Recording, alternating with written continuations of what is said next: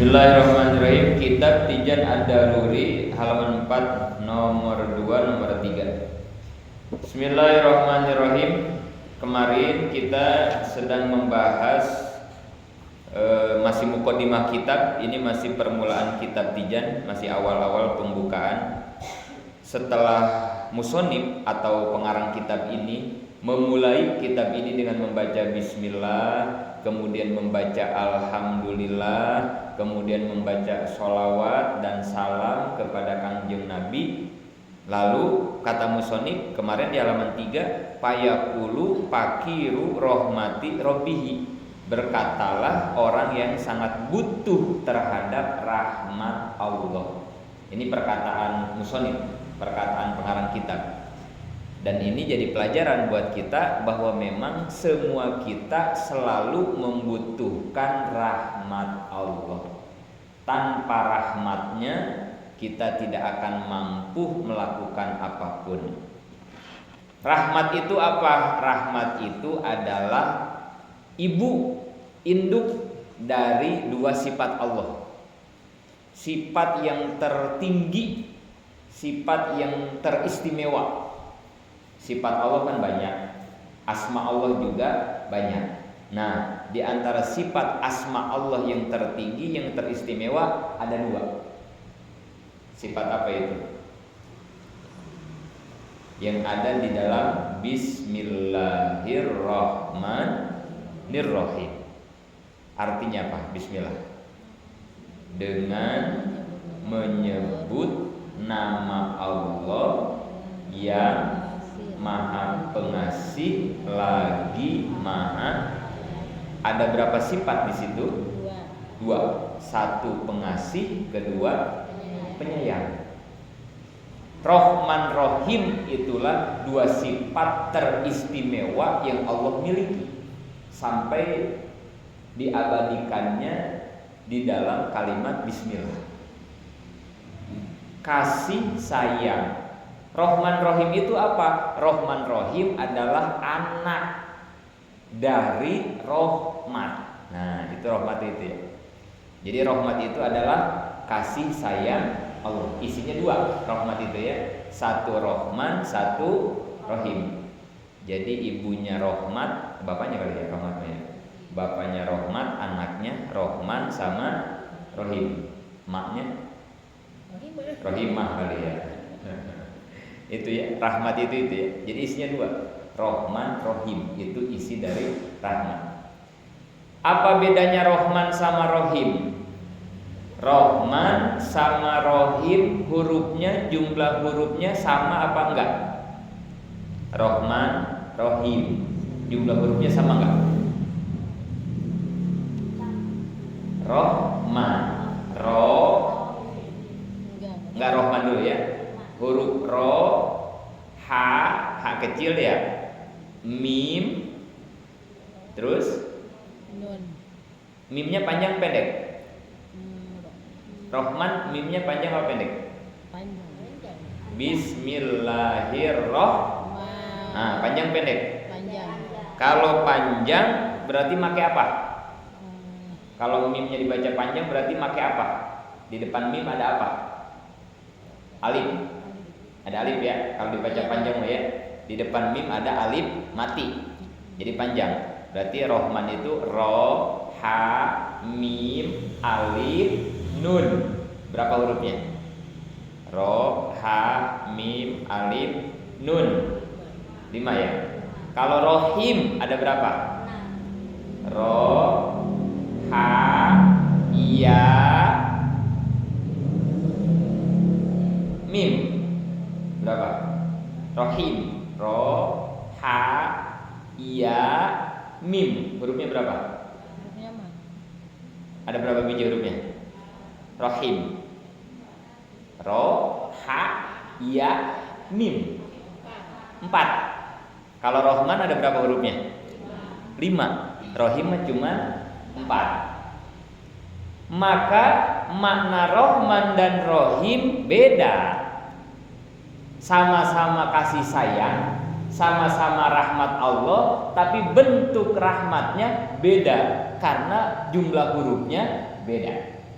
Banyakan Rahman, banyakan Rahim. Rahman. Makanya Rahman itu artinya adalah nikmat Allah yang dikasihinnya di dunia. Nah sekarang nih, jadi Rahman itu adalah kasih sayang Allah, nikmat Allah, rahmat Allah yang diberikannya di dunia sekarang. Tapi yang dikasihnya banyak, karena hurufnya banyak kan, maka yang dikasihnya banyak. Maksudnya banyak di sini siapa? Bukan hanya orang yang beriman, orang yang kafir pun dikasih rahmat Allah. Nah, gitu. Dia. Jadi Rahman itu maknanya begitu tuh. Kita nih yang beriman, yang suka ibadah, yang suka sholat, yang suka ngaji, dikasih sehat gak? Sama Allah dikasih nikmat sehat gak? Kasih. Nikmat panjang umur, nikmat bahagia, banyak dah. Orang-orang kafir yang tidak beriman kepada Allah sekarang dikasih nikmat sehat gak? Kasih. Kasih nikmat harta gak? Kasih. Banyakan siapa? Orang yang beriman, orang kafir, hartanya banyakan siapa? 9 naga. Orang yang terkaya 9 naga. Ada nggak Pak Haji? 9 naga itu orang terkaya di Indonesia ya. Ada nggak namanya Pak Haji 9 naga? Nggak ada. Semua namanya seng-seng, maling-seng gitu ya. Liang Tai itu namanya ya. Cincang Eng itu namanya. Nggak ada. Haji Rojak nggak ada. Haji Udin nggak ada itu. Jadi kadang banyakan mereka hartanya ya dibandingkan kita orang yang beriman. Jangan jauh-jauh sama orang yang kafir. Yang suka sholat sama yang kagak sholat, nikmatnya banyakan siapa? Yang rajin ngaji sama yang kagak pernah ngaji, nikmatnya banyakan siapa? Saya tahajud, duha, sholat kagak ketinggalan, ngaji majlis taklim, perasaan ini dagang gini-gini aja ya. Tapi tetangga saya itu ya, sholat kagak, ngaji apalagi, tapi usahanya lancar gitu ya. Kayaknya kok banyakan mereka gitu ya. Banyakan mereka ya. Dibanding kita yang ahli ibadah gitu ya. Gak usah ngaget, gak usah aneh, karena kata Nabi, ad-dunya sijnul lil mu'minin wa jannatul lil kafirin. Dunia ini surga bagi orang kafir dan neraka, penjara bagi orang-orang beriman gitu. Itu kata Nabi dalam hadis ya. Jadi dunia ini dijadikan, disiapkan oleh Allah jadi surga buat orang-orang kafir, buat orang-orang yang nggak pernah ibadah, buat orang-orang yang suka maksiat. Di dunia nih surganya, bahagianya di sini mereka. Tapi buat kita yang suka ngaji, yang suka sholat, yang suka segala macam ibadah, ini bagaikan penjara atau neraka buat kita ya. Tapi nanti sebaliknya, begitu kita pulang ke akhirat, nah baru di sanalah surga kita, di sanalah neraka mereka gitu. Jadi gak usah ngaget ya. Kayaknya usahanya lancaran mereka, kayaknya urusannya gampangan mereka gitu ya. Gak usah iri gitu ya. Memang seperti itu. Jadi kembali lagi, Rahman adalah kasih sayang Allah, rahmat Allah yang diberikan di dunia, tapi yang dikasihnya banyak karena jumlah hurufnya banyak. Maksudnya banyak itu apa? Bukan hanya yang beriman, yang kafir pun dikasih rahmat di dunia. Bukan hanya yang ahli ibadah, tukang maksiat juga dikasih rahmat di dunia. Tapi Rohim mah hurufnya 4. Artinya apa? Rahmat dan kasih sayang Allahnya sedikit, Rohim mah sedikit. Ini kapan dikasihnya Rohim? Nanti di akhirat. Tapi yang dikasihnya sedikit. Maksudnya sedikit itu apa? Di akhirat orang kafir dikasih rahmat Allah apa kagak? Entar di akhirat ya. Orang kafir dikasih rahmat Allah enggak di akhirat? Udah enggak. Jadi yang dikasih rahmat nikmat di akhirat mah hanya orang yang beriman dengan surganya Allah. Sedangkan mereka orang kafir dan tukang maksiat akan dimasukkan ke dalam nerakanya Allah. Jadi Rohimah sedikit yang dikasihnya, cuma satu kelompok, yaitu kelompok orang-orang yang beriman. Orang kafir enggak dapat. Itulah perbedaan Rahman dan Rohim.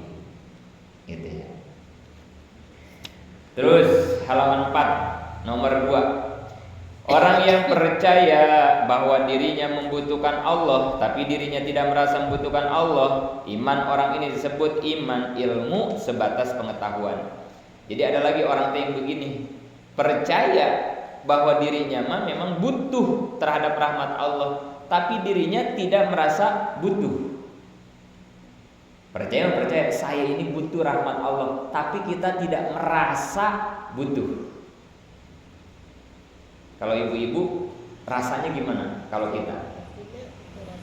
Ibu-ibu percaya nggak bahwa kita ini butuh rahmat Allah? Percaya nggak?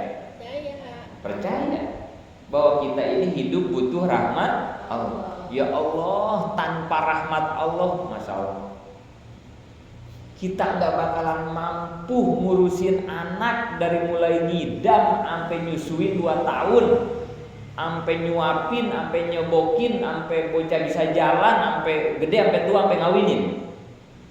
Tanpa rahmat Allah berikan kepada hati kita, nggak bakalan kita mau tuh ngurusin anak kita. Kenapa kita ngidam segitu kesiksanya? Sabar aja, melahirin sampai nyawa lah sama kita itu kan ya, dikorbanin itu nyawa, tapi kita jalanin aja ngurusin anak kita. Itu kalau nggak dikasih rasa rahmat di dalam hati kita, anak kita pada dicekekin kayaknya ya.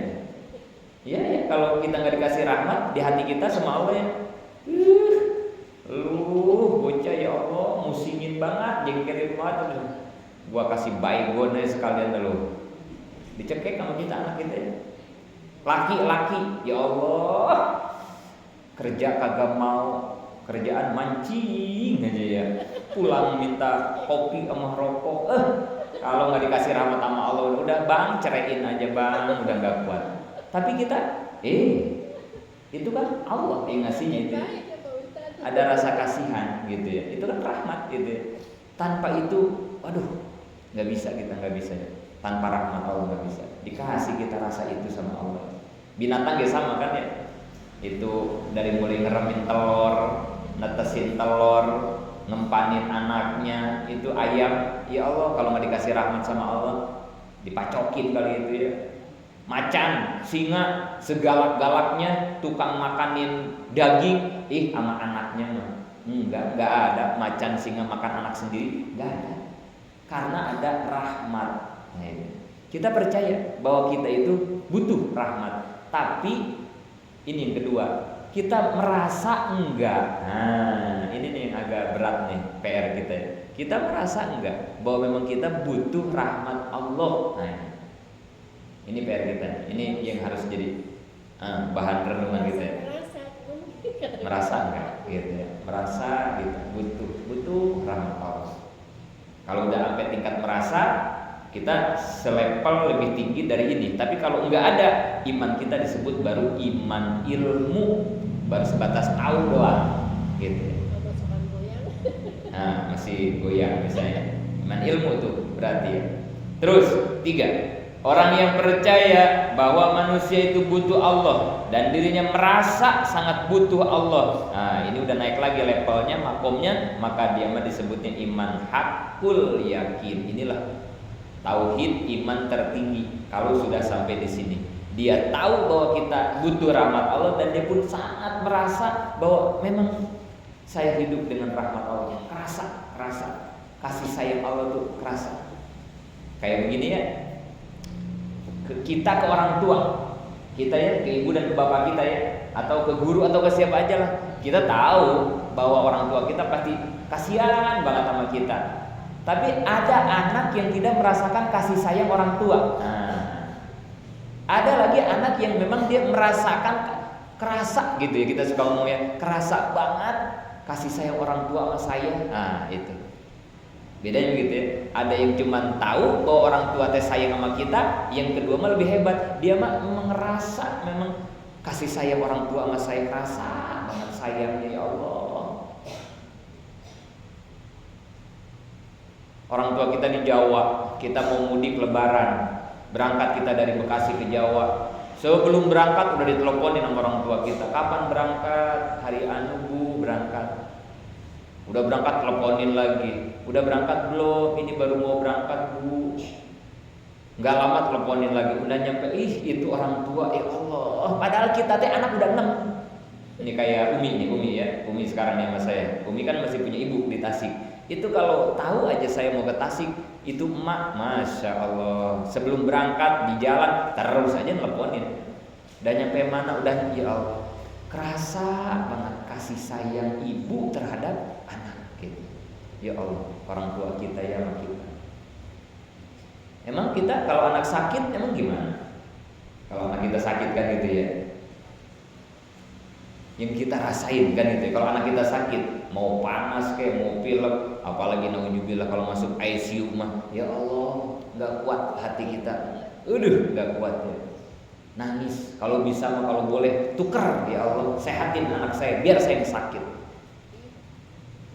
Orang tua yang punya rasa kasih sayang karena begitu ya. Dan itu terasa sama anak kita. Nah, itu orang yang merasakan kasih sayang Allah. Nanti imannya sampai di situ. Ini model-model kayak kita kayaknya belum nyampe ya. Tapi ini PR gitu ya. Jangan cuma tahu Allah teh sayang sama kita, tapi coba dong rasakan kasih sayang itu. Kalau Allah nggak sayang, siang ini kita nggak disampai ini ke sini kalau Allah nggak sayang. Tapi karena Allah sayang, panas-panas, ngantuk-ngantuk ke. Saya juga tadi tuh ya, kalau Umi nggak ngasih tahu mah. Tadi habis pengajian alumni. Tadi di UJ tuh dari jam 10 sampai jam 1 baru beres. Lagi makan siang, Umi di bagian ngaji katanya. Itu kalau nggak dikasih rasa kasih sayang, ya Allah, capek habis ngaji tadi, lama banget ngaji juga di situ kan ya. Lah pengennya mah habis makan teh udah tidur kan gitu, tidur gitu. Tapi Allah sayang, dikasih tenaganya, dikasih semangatnya, dikasih pengennya nyampe ke al-mukhlisi. Coba bisa nggak tuh hal kayak gitu kita rasakan? Ya Allah, tanpa kasih sayang siang ini aku nggak bakal bisa ngaji. Ya Allah, terima kasih ya Allah, kerasa kasih sayang kepadaku. Mungkin kalau engkau tidak sayang, engkau biarkan siang ini aku tidak ngaji, aku nggak bakal nambah ilmu. Mungkin aku dibiarkan diem di rumah, main HP atau segala macam. Tapi dengan kasih sayang engkau langkahkan kakiku ke masjid ini. Itu kita rasa-rasain ya Allah. Dan kasih sayang Allah jauh kemana-mana dibandingkan kasih sayang ibu kepada anak, kasih sayang guru kepada murid, kasih sayang kakak terjauh, nggak ada bandingannya, nggak ada bandingan rahmat Allah kepada kita. Ini kita tafakuri, kita renungi, biar ningkatin iman kita menjadi iman hakul yakin.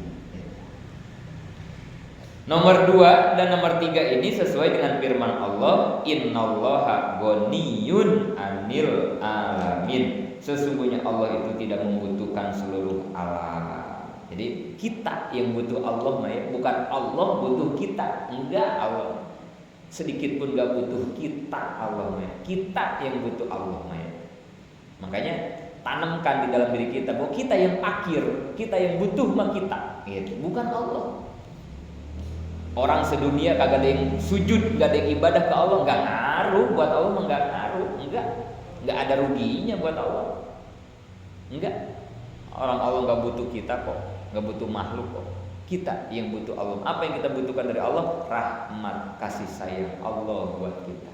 Tanpa kasih sayangnya kita dibiarkan. Ya kayak emak udah nggak butuh, nggak sayang sama anaknya. Kayak bapak udah nggak enak banget gitu ya, diterlantarkan begitu, kan nggak enak banget. Lu mau pulang, lu kagak pulang, masa bodoh kata orang tua yang gitu ya. Lu mau sakit, lu mau mati, ya Allah nggak enak banget kita digituin tuh sama orang tua kan.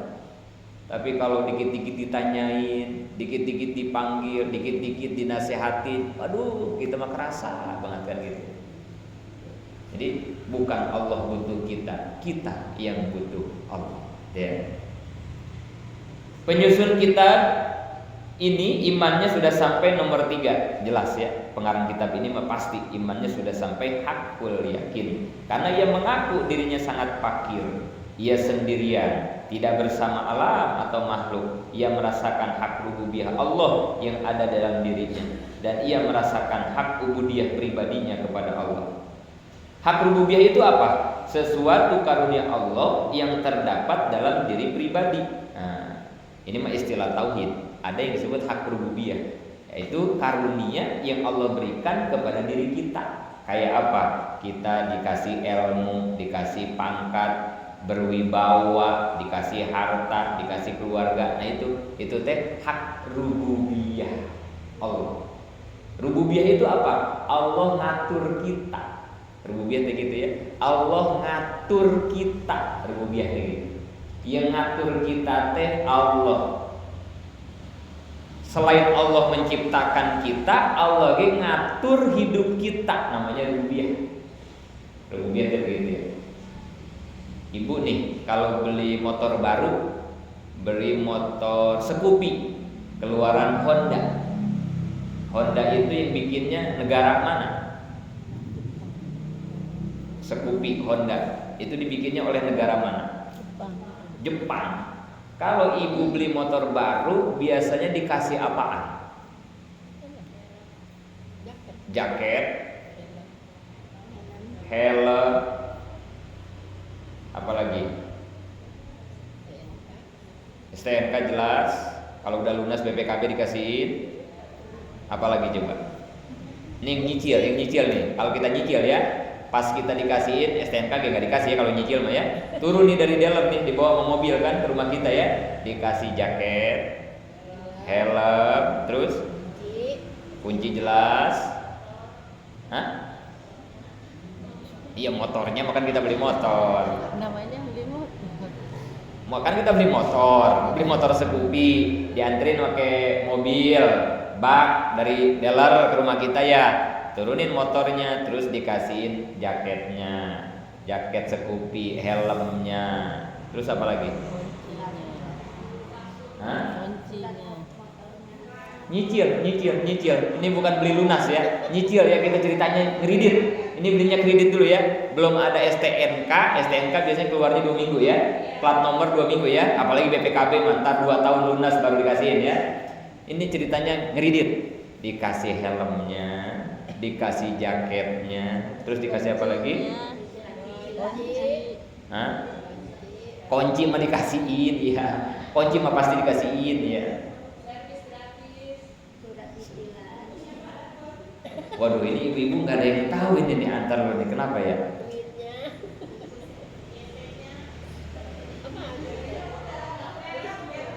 Iya helm, jaket. Satu lagi tuh ada apa coba? Buku. Enggak, buku. Nah, itu dia. Ya kan dikasih buku kan? Buku kecil yang agak panjang. Buku servis. Tapi sebetulnya itu bukan buku servis, buku panduan menggunakan Di situ kan kalau kayaknya ibu-ibu nggak pernah baca itu sih ya, ibu-ibu make aja dah make gitu ya. Itu mah bagian si bapak ya. Makanya tadi ditanya nggak tahu-tahu jadinya ya. Buku pedoman, buku panduan. Itu kalau dibaca di situ diatur tekanan ban depan berapa, tekanan ban belakang anginnya berapa, ganti oli per berapa ribu meter, ganti busi, wah itu semua detil di buku itu. Artinya apa? Orang Jepang bukan hanya menciptakan motor Scoopy, tapi orang Jepang bertanggung jawab bagaimana ini motor awet di tangan konsumen. Makanya dia bikin buku panduan pemakaian motor Scoopy. Kan begitu ya? Itu urusan makhluk, apalagi Allah yang menciptakan kita. Masa setelah kita diciptakan kita dibiarkan saja? Gak mungkin dong. Pasti Allah atur kita supaya kamu hidup di dunia menjadi manusia yang maslahat. Kan gitu ya? Ada panduan hidup kita. Karena Allah adalah rububiyah, sang pengatur. Panduan hidup kita apa kira-kira? Buku panduan hidup kita di dunia supaya selamat sampai akhirat. Apa yang Allah berikan kepada kita apa? Al-Quran, Al-Hadis, ijma ulama, dan qiyas. Sekarang 4 ya. Dulu mah Quran doang. sama Nabi ditambah hadis, Nabi meninggal, sahabat, ulama, ada ijma, kemudian ada kias. Itulah 4 panduan hidup kita. Nah, dengan panduan itulah, rububiyah itulah, kita dikasih ilmu bagaimana mendapat pangkat, dikasih pengaruh, harta, itu semua itu diatur sama Allah. Supaya kita tenang, Allah jodohin, ada pernikahan. Supaya harta kita nggak diambil orang, maka Allah bikin pelaturan kalau yang ngambil uang orang, mencuri, dipotong tangan dan lain-lain. Orang yang hubungan badan di luar nikah dirajam. Itu semua aturan Allah semua, rububiyah Allah. Itulah rahmat kasih sayang Allah kepada kita. Setelah diciptakan kita tidak diantepin, diatur, dibikin buku panduannya supaya kita maslahat, kan gitu. Terus hak ubudiyah adalah pribadi sekujur tubuh yang dilahirkan dari perut ibu dan nanti akan mati celentang jadi mayat, yakni jatining diri pribadi yang diperintah untuk berbakti kepada Allah. Ada hak ubudiyah. Hak ubudiyah mah ini badan kita ini. Nih badan kita yang lahir dari kandungan ibu, ini namanya hak ubudiyah. Artinya apa? Ini badan kudu dipakai ibadah nyembah ke Allah. Tugas kita itu ya, tugas kita nyembah Allah, namanya hak ubudiyah. Tapi Allah nggak cuma nyuruh nyembah doang. Kayak begini nih, ada bos pabrik bakso lah misalnya. Bos pabrik bakso punya karyawan 10, bawahannya 10. Bos hak ubudiyah.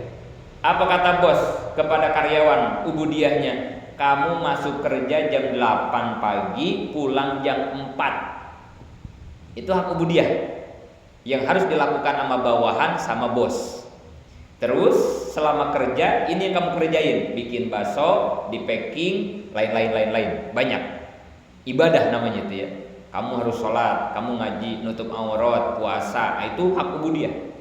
Tapi bos nggak begitu aja. Nih, supaya kamu nggak telat datang ke kantor, aku beri motor inventaris. Itu namanya hak rububiyah.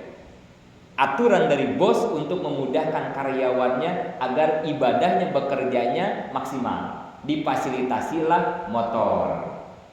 Kalau nanti istri kamu sakit, bilang sama saya. Nanti semua berobat saya yang nanggung. Itu hak rububiyah. Kalau kamu kerjanya bagus, nanti kamu akan diangkat jadi manajer, jadi apa. Itu hak rububiyah. Fasilitas yang Allah berikan kepada kita agar kita ibadahnya khusyuk, nggak keganggu. Kita dikasih harta, dikasih sehat, bisa jalan, dikasih keluarga, dikasih suami, supaya kalau ngaji tenang, nggak mikirin apa-apa. Kalau sholat khusyuk, kalau puasa kuat, itu sama Allah difasilitasi itu. Ada hak rububiyah di situ. Tapi ingat, Allah pun punya hak ubudiyah. Dikasih usaha lancar, maju, sukses, pakai ibadah dong. Itu kan ada hak ubudiyahnya. 2,5%-nya sodakohin. Hak ubudiyahnya keluarin dong. Jangan nuntut hak rububiyah mulu ke Allah teh. Lancarin usaha saya ya Allah, mudahkan usaha saya. Udah dikasih, lupa hak ubudiyahnya nggak jangan gitu. Ntar kita bisa dipecat sama Allah kalau gitu kan. Rumah dinas sudah dikasih, mobil dinas sudah dikasih, ke kantor kesiangan mulu. Dikasih tugas kagak beres-beres mulu, udah karyawan kayak begini mah pecat, kan begitu jadinya. Kita nggak proporsional kalau begitu, nggak profesional berarti kan.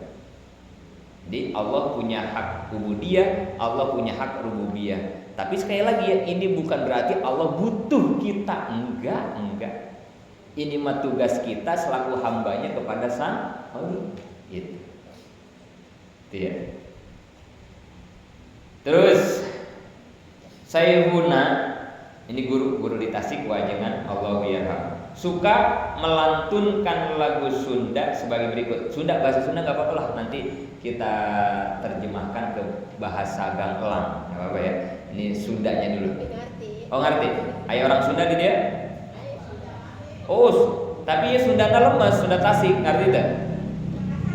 Nah, coba bareng baca bareng.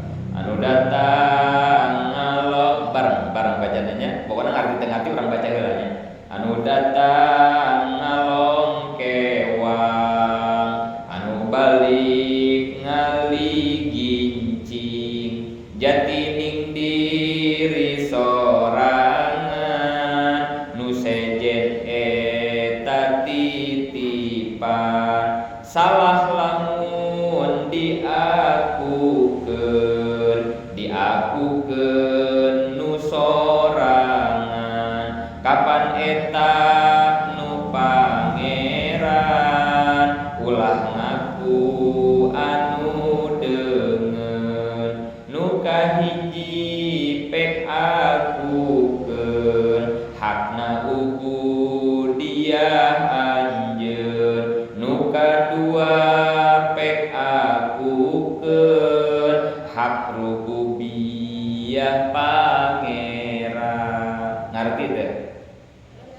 Ente alhamdulillahnya dalam mengerti mah teu kudu ngajinya, mantak kudu ngaji ge beda urang henteu ngerti. Insyaallah minggu depan kita jelaskan dari nadoman yang barusan. Sampai di sini mudah-mudahan manfaat. Amin ya Allah.